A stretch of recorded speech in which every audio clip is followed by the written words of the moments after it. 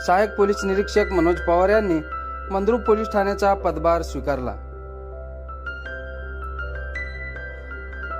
Mandrup police ठाण्याचे नूतन सहाय्यक police निरीक्षकपदी Manoj Mohan Pawar यांनी मंगळवारी संध्याकाळी उशिरा पोलीस ठाण्याचा पदभार स्वीकारला आहे।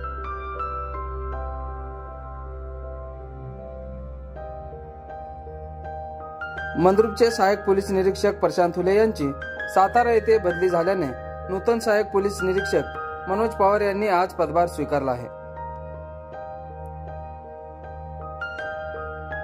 सहाय्यक पोलीस निरीक्षक मनोज पवार हे कार्यतत्पर, कर्तव्य कठोर आणि शिस्तप्रिय अधिकारी म्हणून ओळखले जातात। नूतन सहाय्यक पोलीस निरीक्षक मनोज पवार यांनी चार्ज घेतल्यानंतर पहिल्याच दिवशी पोलीस ठाण्याचे अधिकारी आणि अंमलदार यांच्याशी कामकाजाबाबत सविस्तर माहिती घेतली।